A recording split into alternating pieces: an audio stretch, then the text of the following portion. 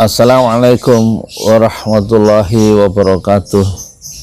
Saya Yudi Pramuko, tukang donat dari Parung, YouTuber tertua di semesta.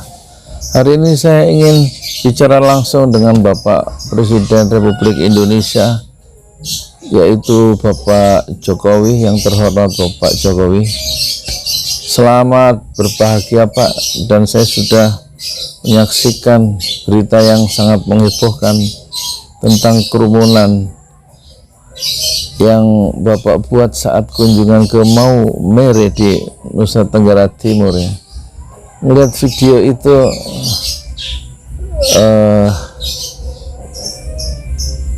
atau kita saksikan dulu Pak video Bapak untuk menyegarkan ingatan kita semua tentang apa itu kerumunan, dan kita putar dulu ya. 1, 2, 3.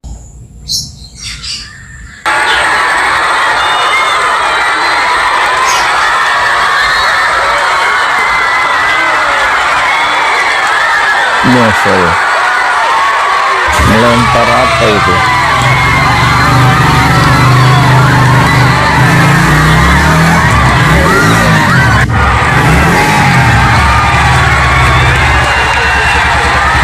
Berkerumun, suara apa semua histeris ya.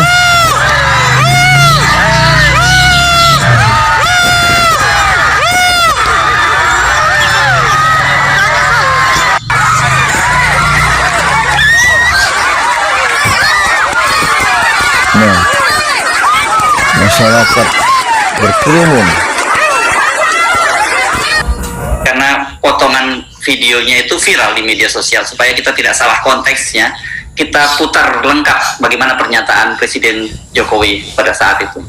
Kali ini dalam penanganan COVID, saya ingin tegaskan bahwa keselamatan rakyat adalah hukum tertinggi.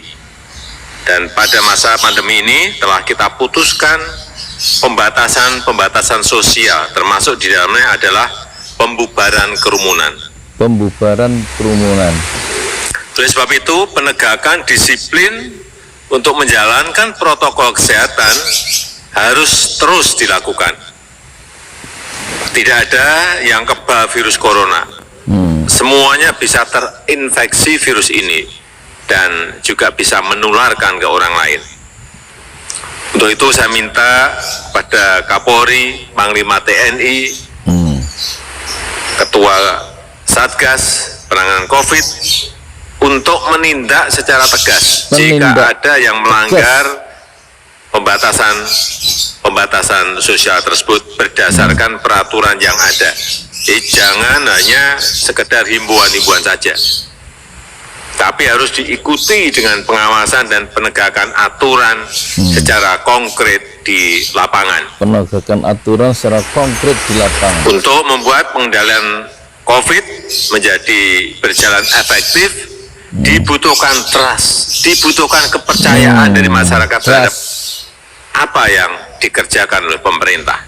Saya juga minta pada Menteri Dalam Negeri untuk mengingatkan, kalau perlu menegur kepala daerah baik, gubernur, bupati, wali kota, untuk bisa memberikan contoh-contoh yang baik pada masyarakat. Jangan malah ikut berkerumun. Nah, Masya Allah, satu pidato yang sangat indah mengingatkan kita semua tentang bahaya kerumunan yang akan menjadi sebab orang lain tertular atau menjadi klaster untuk menularkan virus corona. Jadi Pak, saya ingin mengingatkan dulu tentang crowd ya. Crowd itu dulu dalam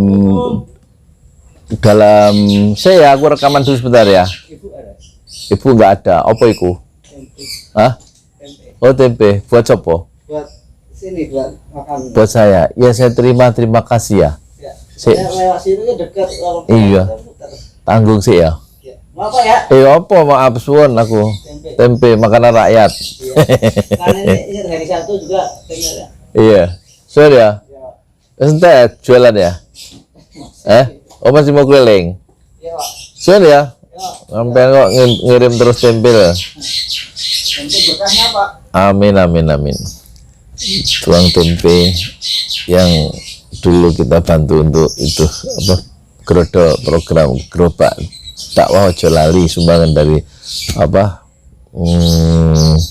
donatur pesantren ojo lali. Terima kasih ya sudah membantu meringankan pekerjaan tukang sayur dan yang lain-lain, karena sudah kita berikan wakaf ya gerobak dorong. Kembali ke itu Pak Jokowi. Jadi dulu saya pernah dengar ada satu dosen tuh menjelaskan tentang kerumunan. Dalam bahasa sosiologinya itu Pak, crowd ya. Kata dosen itu yang saya pernah dengar ya, crowd itu kalau saudara di tengah jalan ada tabrakan, kemudian masyarakat tiba-tiba ingin menyaksikan apa yang terjadi saat kejadian itu. Banyak masyarakat berkumpul, nah itulah yang disebut crowd katanya. Jadi crowd itu kerumunan yang bersifat spontan, tidak terorganisir, dan nanti pribadi individu itu hilang dalam kelompok kerumunan yang spontan itu, dan tidak ada pembagian pekerjaan di antara individu-individu yang berkerumun itu. Nah, crowd atau konsep kerumunan yang seperti itulah yang terjadi saat Bapak ada di Maumere seperti yang kita saksikan tadi Pak Presiden. Persoalannya kemudian timbul ada rasa ketidakadilan, kerumunan yang lain yang dulu dialami oleh Habib Rizik itu kemudian didenda 50 juta. Kemudian karena kerumunan yang dibuat oleh Habib Rizik itu, Habib Rizik membayar 50 juta rupiah dan dia patuh membayar. Tidak ada denda sebesar itu dalam konteks penanganan COVID-19. Kemudian masih dikejar-kejar Habib Rizik sehingga sekarang masuk penjara gara-gara kerumunan itu, salah satu pemicunya di Megamendung maupun di Petamburan. Dan konon Kapolda karena kerumunan itu Kapolda DKI dicopot ya, kemudian Kapolda Jawa Barat itu dicopot, terus Gubernur Anies diperiksa 6 atau 9 jam oleh kepolisian karena kasus kerumunan itu. Dan persoalan dari kasus itulah kemudian masyarakat itu mencoba meneropong Pak kerumunan yang Bapak buat, yang memang spontan, tidak diundang, karena juga sifatnya kerumunan dalam pengertian sosiologis tadi. Kalau Dr. Setia mengatakan Bapak tidak mengundang kerumunan seperti itu, jadi tidak relevan untuk dipidanakan, kira-kira begitu kata Dr. Tirta. Lah kalau cuman ngomong gitu Dr. Tirta nggak usah sekuliah Pak, saya juga bisa ngomong sebagai tukang donat itu. Dalam konteks ini Dr. Tirta itu seolah-olah bertindak sebagai buzzer yang mendukung tanpa dan kehilangan perspektif bahwa kerumunan yang dibuat oleh Pak Presiden itu tidak ada masalahnya. Orang kemudian menunggu apakah polisi berani, Kapolri baru yang konon dulu teman Bapak waktu di Solo itu itu berani mempersoalkan masalah kerumunan ini Pak Presiden. Saya hanya bertanya ya, kemudian apakah Gubernur NTT atau Bupatinya itu juga akan dimintai klarifikasi oleh kepolisian? Apakah Kapoldanya juga akan dipecat, juga akan ada kerumunan itu? Ini pertanyaan-pertanyaan, saya hanya bertanya Pak secara terbuka dan terus terang, karena ada rasa keadilan yang terkoyak. Saya sebagai rakyat melihat kerumunan yang sangat berbahaya dalam konteks penularan virus corona itu.